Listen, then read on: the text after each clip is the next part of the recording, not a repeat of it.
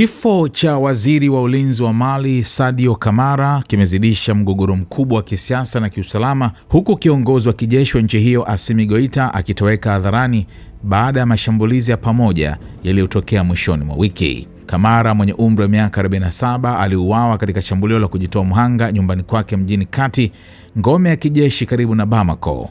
Kwa mujibu wa serikali, aliweza kuwaua washambuliaji kadhaa kabla ya kufariki kutokana na majeraha yake, pigo kubwa kwa uongozi wa jeshi la Mali.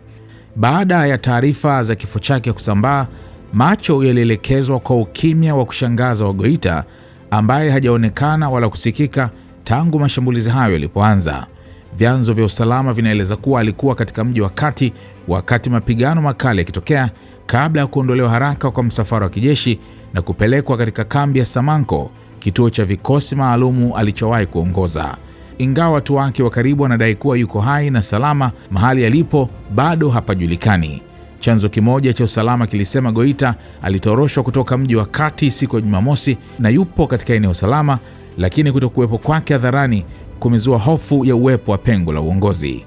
Mashambulizi hayo yalifanywa na wanamgambo wa jihad wanaohusishwa na JNIM pamoja na waasi wa Tuareg kutoka Azawad Liberation Front, wakilenga vituo vya kijeshi, makao makuu ya Goita na uwanja wa ndege wa kimataifa wa Bamako. Ingawa mapigano makubwa yalipungua kufikia Jumapili, milio ya risasi iliendelea kuripotiwa katika eneo la Sevare. Waasi pia wanadai kuchukua udhibiti kamili wa mji wa Kidal, eneo muhimu kaskazini ambalo jeshi la Mali lilirejesha mwaka 2023 kwa msaada wa Urusi. Hali hii imefichua udhaifu unaoongezeka ndani ya utawala wa kijeshi wa Mali na kuibua maswali kuhusu mkakati wa usalama wa nchi hiyo. Wakati huo huo, nafasi ya Urusi inaendelea kuwa ya kutatanisha. Licha ya kuwa na takriban wanajeshi 2500 nchini humo chini ya Africa Corps, hakuna tamko la wazi lililotolewa.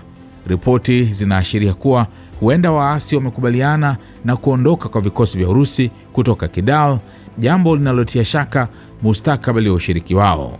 Kwa mujibu wa takwimu rasmi, watu wasiopungua 16 wanajeshi na raia wamefariki, huku idadi hiyo ikitarajiwa kuongezeka. Wakati wanamgambo wakitangaza ushindi na waasi wakisonga kuelekea maeneo muhimu kama Gao, Mali inakabiliwa na mojawapo ya migogoro mikubwa zaidi tangu mapinduzi ya mwaka 2020, mgogoro unaoweza kubadili mizani ya nguvu katika ukanda wa Sahel.